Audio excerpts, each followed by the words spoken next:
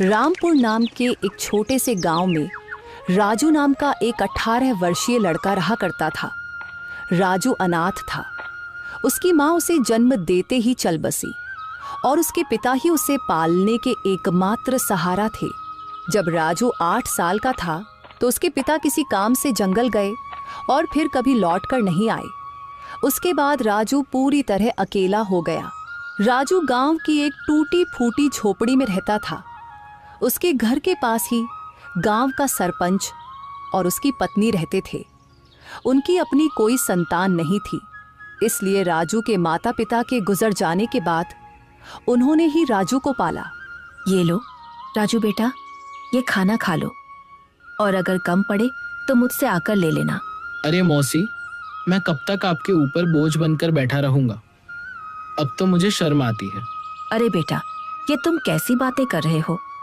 अगर तुम हमारे अपने बच्चे नहीं हो तो इसका मतलब थोड़े ना है कि तुम हम पर कोई बोझ हो।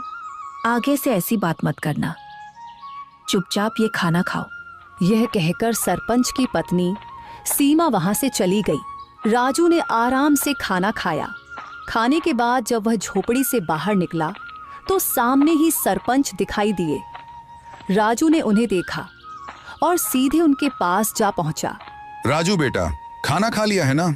जी सरपंच साहब, अभी अभी मौसी खाना देकर गई थी और मैं वही खाकर घर से निकला हूँ।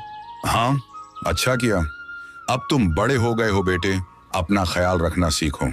जी सरपंच जी, 8 वर्ष की उम्र से लेकर अब तक आप ही मेरा ख्याल रखते आए हैं, पर अब मुझे शर्म आने लगी है। अब मैं कुछ काम करना चाहता हूँ। इसमें शर्म की क्या बात है बेटा? हमने तो हमेशा तुम्हें अपना ही माना है। लेकिन अगर तुम्हारा मन फिर भी कुछ करने का है तो सुनो, गांव के पास वाला जंगल अब पहले जैसा खतरनाक नहीं रहा। चाहो तो वहां जाकर लकड़ियां काट सकते हो या शहद इकट्ठा कर सकते हो। जी सरपंच जी, मैं कल ही जंगल जाऊंगा। अब समय आ गया है कि मैं अपने लिए और आपके लिए कुछ कर दिखाऊं। अगले दिन राजू एक कुल्हाड़ी लेकर जंगल की ओर चल पड़ा। कुछ ही देर में वह जंगल पहुंच गया। जंगल में कदम रखते ही उसने सोचा, कुछ भी कहो, सरपंच जी ने बचपन से लेकर अब तक मेरी बहुत मदद की है। अब समय आ गया है कि मैं अपने पैरों पर खड़ा होकर दिखाऊं और अब मैं उनकी सेवा करूं ताकि उन्हें अपनी संतान की कमी महसूस ना हो और वे हमेशा खुश रहें।